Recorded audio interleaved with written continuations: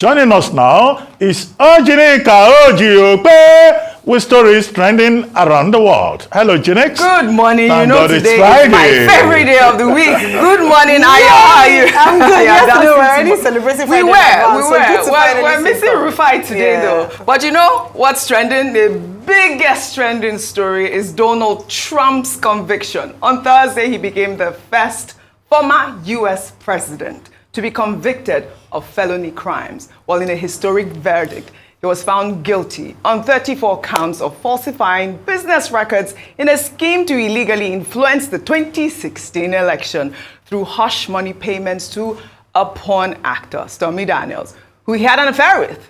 The conviction does not stop him from running for office. Ayo, you know that? Yeah. In fact, Trump on Truth Social has been using the verdict to solicit money from donors for his campaign.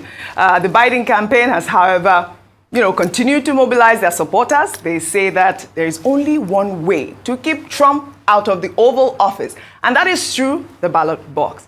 Ayo, convicted felon or not, Trump will be the Republican nominee or president. That's if they don't stop him right away at the ballot box. Go ahead. So I have a Friday song for him. Ain't no stopping us now. He's on the move. There's no stopping this man. He stays, like they'll say in Nigeria, absolutely undefeated. Undefeated. He went on to his Truth Social to say that, he has been victimized, and so they should donate more money for his campaign. The same money that he's using to fund the fight, these trials, he's using campaign funds, part of it, to pay for these, for his legal fees. But he said it, and guess what? According to his team, following the conviction, his website crashed. A lot of donors went on there too. According to what so what do we call him now? The real Agba Bola. Unstoppable. The real Agba Bola. Well, all right. Well, let's begin what's trending.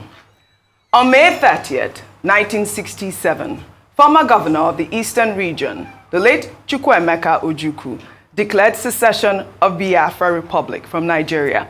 The declaration led to the civil war that started on July 6, 1967, and ended on January 15, 1970. It is estimated that during the 2.5-year war, between 500,000 and 2 million Biafran civilians died of starvation. Well, to commemorate the civil war, some Southeast stakeholders declared May 30th Biafra Day. Last week, the indigenous peoples of Biafra, through its spokesperson, Emma Powerful, issued a sit-at-home order in the Southeast to honor the fallen heroes of the Civil War. The group directed all schools, banks, transport unions, markets, and offices to shut down operations on May 30th. Well, according to Daily Trust, some soldiers were killed in Abia State by suspected IPOB militants who were reportedly enforcing the sit-at-home order. A viral video showed the moment the assailants shot sporadically before setting a military van ablaze.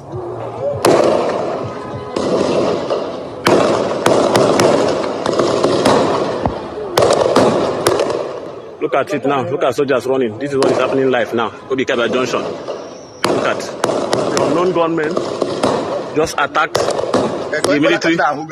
See, that's the junction. It's on fire now. The unknown gunmen. They came there and they set that place ablaze. You see, they killed all the military men there. All the military men there on the checkpoint. This is horrible, Dr. Abati. Our soldiers being killed.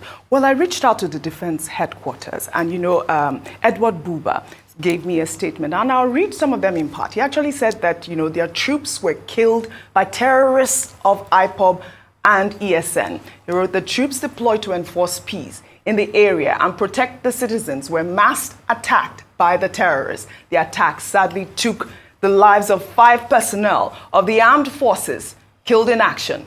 The armed forces mourns the death of these troops, as each and every soldier lost in battle is a terrible loss.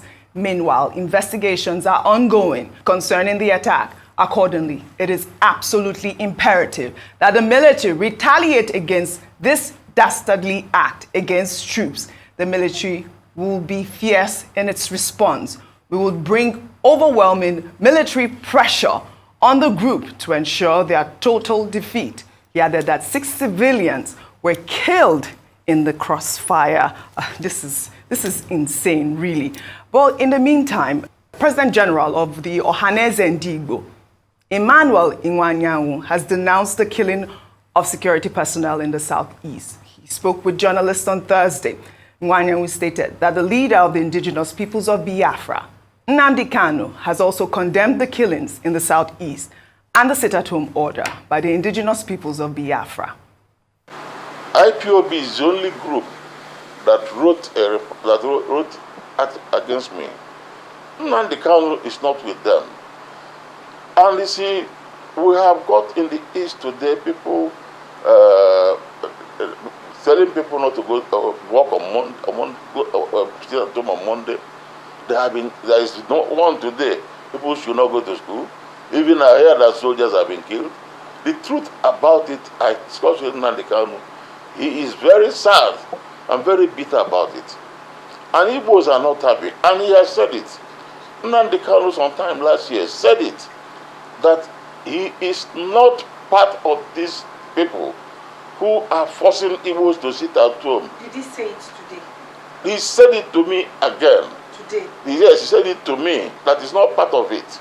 He said it to me, and he said it to me today, that he is not part of this question of people going to stop people from taking exam. Igbos value education. Two things that have made Igbos develop. One is education, the other one is business enterprise. All right, Dr. Abati, he also called for a political solution. He asked President Bola Ahmed Tinubu to also look into that. But, I think this all has to be resolved because it's been going on for years. Since 1999, the Southeast stakeholders have been calling for May 30th to be set aside to honor the four fallen heroes. There are two elements here. There are the rogue elements, people that killed our soldiers, and the people that are calling for this day to be, recognized. Okay, number one, what this shows again is this level of insecurity in the country. That non-state actors can just issue a directive. Non-state actors who have also been disowned, by the umbrella body that they claim to be representing. Now, Chief Nwanyanwu there said he spoke to Nnamdi Kanu, but Nnamdi Kanu himself, in an interview he granted after a court session, addressed the matter and said that the people who claim to be members of IPOB, who are, giving orders for sit-at-home in the southeast, that they are unknown to the main body and that it does not support the idea of asking people to sit at home. However, you find a situation whereby, Emma Powerful issues a statement and all the people in the 5 states of the southeast will obey the order and they will stay at home at great cost, as prominent Igbo leaders have pointed out, to the people, to the commercial activities. Aba is a major commercial nerve center in the whole of the southeast. And it's not just Aba, but to shut down the entire southeast is most unfortunate. And it's a signal to President Tinubu that this is a more important problem that has to be addressed. Absolutely. Rather than all this diversion about a national anthem that most people cannot even sing properly. That's number one. Number two is the fact that what does this tell us? Whether the body that has asked people to stay at home is legitimate or not. It's simply the fact that in the minds of many Nigerians, either of Southeast extraction or elsewhere, the Civil War has not yet ended. Absolutely. The Civil War was 1967 to 70. General Gawan, who was head of state at the time, said, "No victor, no vanquished." Yes. It was because of it, trying to put people together, that he established the National Youth Service Corps program and talked about rehabilitation, reconstruction, reconciliation, the 3 R's of the Gowon era. All of these are still issues today. So that's why I say it looks like the Civil War has not ended. And what are these persons, non-state actors, saying? They say they are celebrating the 57th anniversary of the declaration of the Republic, the defunct Republic of Biafra. Biafra having been declared on 30th May 1967. These are issues at the heart of the Union, at the center of the national question. Now that we're no longer saying we are rising as compatriots, Now that we're saying Nigeria we hail thee. For us to hail that country, it must be one country. Absolutely. The unity, the diversity, the togetherness that President Tinubu says he's looking for must be seen in real concrete terms beyond song and dance. Number 3 is the killing of soldiers. Now, when they killed, when the 17 soldiers were killed in Okwama community in Delta State, it became a big issue. Some people ended up blaming the military, engaging in reprisal attacks, shutting down the community. Look, Nigeria is the only country where people attack their soldiers. People who have sworn to defend the sovereignty of this country and who are ready to pay the supreme price to protect the country. And then the same people that they are protecting are the ones killing them. They even burned down the patrol van of those soldiers. Yes. So, I mean, can anybody blame Major General Buba for saying that, look, the response from the military will be overwhelming. And when the military proceeds with that overwhelming response, trying to fish out the people, then we will sit down here and say the military should not use force, should not use force. Soldiers also should not be killed. Absolutely. In the line of duty. I support the fact that there should be proper investigation. Those masked gunmen should be fished out. Absolutely. And the utmost pressure should be put on people who are killing soldiers, who are destroying businesses, and on top of it all, yesterday, over 300,000 students in the Southeast could not write WAEC exam. Unacceptable. So is WAEC going to reschedule the exam? These are innocent children finishing secondary school, writing exams, and then you don't allow them. You won't even give them passage to go and write their exams. Yes, right. So we are in trouble. Well, yeah. We have more serious problems than Arise, compatriots, and Nigeria we hail thee. Very well said. You know, we also have to call on the Southeast governors also to look into this sit-at-home order. Even they themselves yes, at home. this is the the issue. governors themselves could not go out. But you know that, the IPOB lawyer has also called for them to have some sort of conversation, really, to commemorate that May 30th day. May our soldiers, our fallen heroes, may their soul continue to rest in peace. We'll take another story, highlighting this shocking footage of some school children carrying concrete on their heads during school hours. Well, in the video, the woman who forced the children to carry out the hard labor could be heard attempting to justify her actions. Let's take a look. What's the name of your school? See children that asking them to carry this kind of heavy stuff. Oh yeah, drop it. You didn't get what is happening. I don't want to know. Do you hire them? Do you hire them? Do you hire them? Is there any problem?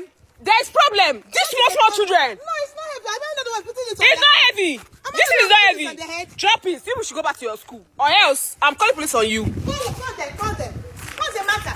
Don't break those things. I will. You're breaking it. I will. Why would they carry those small children? Small children to carry. They have told the man since. Which man? Come and carry small stuff. You are doing this allegation. What that moment on Basoro?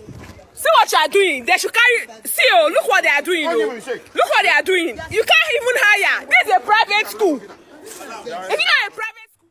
I thought it was important to highlight this story, Ayo. I mean, kudos to that woman who jumped into action to stop those children from carrying, concrete. What sort of hard labor is this? And then the woman had the guts to say, is there anything wrong? I mean, this is unacceptable. So there are many things wrong with that video, and the fact that the woman in question, the woman in blue who was asking the children to carry the concrete, didn't realize that what she was doing was wrong is a big issue. And if you find out from a number of people, we don't actually understand what it means to protect the rights of a child in Nigeria. I don't know if it is a need for more sensitization, awareness. I don't understand, because we've seen videos like this, and thanks to social media, and this citizen who decided to take action and not just look away, because we see a lot of these things. We see children on our streets begging, we see children on our streets, we know some of of our friends who hire children as house help, so as housekeepers, and we don't do anything about it. All of us have a responsibility in protecting the rights of children. The audacity of the fact that they were in school uniform. Unbelievable. So it means that it was either school time or after school. It was during school and look hours. at the young children. Yes, and then she had the effrontery to argue and say, oh, call the police. Yes. It means that she doesn't, I want to assume that she's ignorant. But like Dr. Batu always say, the ignorance of the law is not an excuse. Yes. The rights of a child is protected by the laws of this country. But enforcement has always been the challenge. And it almost seems as if we have too many of these issues on our hands to be able to manage it. Absolutely. When will the Nigerian child feel protected? When children will go to school? The president recently met with northern elders and he spoke to them about the need for them to prioritize education. Yes. At some point in Lagos, I hope this didn't happen in Lagos, by the way, there was a time when parents were being arrested if they didn't send their children to school, when they were enforcing children's rights to education. Absolutely. We need to bring that back on the table and ensure that we protect our children. We have too many infringement of the rights of the child in Nigeria, and it has to be arrested. I thought it was important. That woman needs to be fished out, really. Well, talking about children, the reintroduction of the older national anthem continues to generate reactions. Well, since President Bola Ahmed Tinubu signed the national anthem bill to law on Wednesday, videos of pupils reciting the anthem during morning assembly have been making the rounds on social media.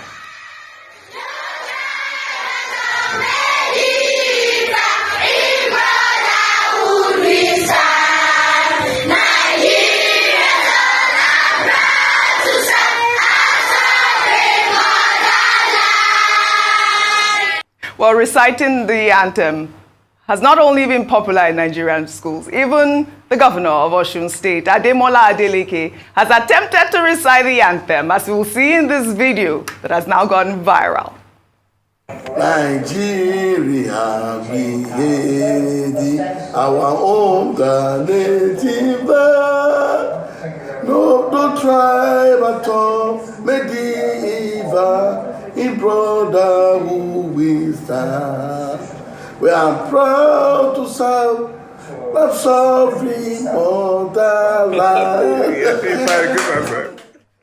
Dr. Abati, your friend. He likes to sing and dance, but he still has to go and learn. He attempted to do it, but he's the first governor that we have seen attempting this old national anthem. It's good to see that he's catching on. However, there is a part of that anthem, when people sing it, they say, our suffering motherland. It's not suffering motherland. That's not what is there. It's sovereign. The word is sovereign. So, but I guess... So just within these 2 days, you're hearing all these. People will have all kinds of for years, people still don't know how to recite Arise, O Compatriots. You know that. They say the motherland is sovereign. Our sovereign motherland. No, it's sovereign. Well, kudos to those school children and Governor Ademola Adeleke, who's always just making us happy on trending stories.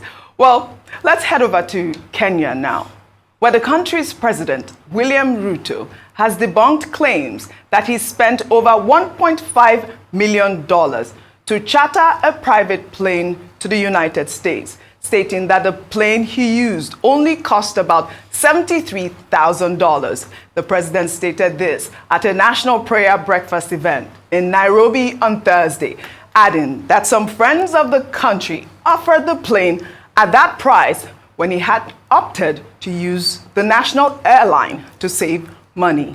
I am a very responsible steward. Believe you me. There is no way I can spend 200 million. There is no way. In fact, let me disclose here that it costed the Republic of Kenya less than 10 million. When I was told the cheapest plane was 70 million, I told my office, go book Kenya Airways. Yeah. So when some friends of mine heard that I was going to travel Kenya Airways, and we have built a big reputation as a country. We have built friends. some friends told me, how much do you want to pay? I said, I'm not ready to pay more than 20 million. They said, bring 10 million, we will give you the plane.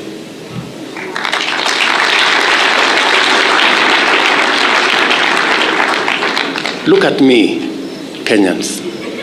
Look at me again. I must lead from the front. As I tell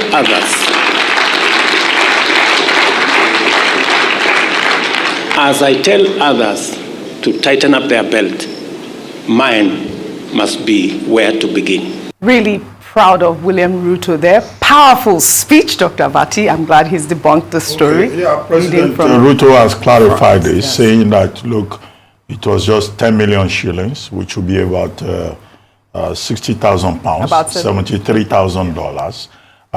But there are other issues. Well, on one hand, are those people who are praising Ruto, first African president to be, invited to the White House in 16 years. 16 years, yes. And out of about 6 or 8 presidents that have been invited to the White House or still visit, at least he was there. And the White House rolled out the red carpet. And he came back with a number of advantages. Mm-hmm. The Americans, they said they will support Kenya with $300 million now that Kenya is going to lead the multinational force to Haiti with 1,000 policemen. They are going to assist, Kenya to offset its debt. Kenya is heavily indebted to China. Mm-hmm. Debt to GDP ratio of Kenya is about 70%. So that's that. And then also they are helping them with assistance in building the military base. Kenya is, US is, the largest export destination for Kenya. So, and Kenya is taking advantage of AGOA. And President, Biden has said he will continue to support. However, there are the naysayers not talking about plane. They're talking about how Kenya is projecting itself as a lackey of the United States. And Ngugi wa Thiong'o, Kenya's leading African writer and Africa's also prominent novelist, has written a piece, May 28, 2024, where he was saying, Ruto, why now? Why? Because the Americans saying Kenya is now a non-NATO ally. Right. He is saying the same NATO that killed Gaddafi, the same Western powers, that oppressed Kenya, and Kenya had to fight the Uhuru battle. All right. And now you are going and submitting Kenya to them. Right. That's at an ideological level. All right, Dr. So these are more substantive issues than we paid 60,000 pounds for aircraft. Yes, but I really loved his speech there where he, talked about leading by example, leading by, and we encourage our leaders to also take that cue from William Ruto. We'll take our final story under entertainment. Afrobeat superstar Davido has been hailed by the Coalition of Orphanages and Children's Homes in Nigeria for his financial support to orphanage homes under the coalition, stating that 42 out of 52 homes have benefited from his financial support. In February, Davido donated 300 million naira to orphanage homes across Nigeria as part of his annual contribution to the nation. In a statement on Thursday, the coalition thanked Davido for his commitment to loving the forgotten Nigerian children, adding that no Nigerian or government has given them such magnanimous support. Forever. Everybody get on your feet, say what? Say them go feel it, them go run it down, them go hold it, them go. Say what? Say them go feel it, them go run it down, them go hold it, them go. Well, all right, Davido, he always talks about we rise by lifting others. I watched Aaron Akerejola's segment earlier. It was beautiful to see him highlight those, you know, sporting heroes yes. donating as well. Like, you know, the orphanage said, it's not just, you know, government that can support our orphanages. We as individuals must also do the same. So kudos to Davido and our sporting heroes.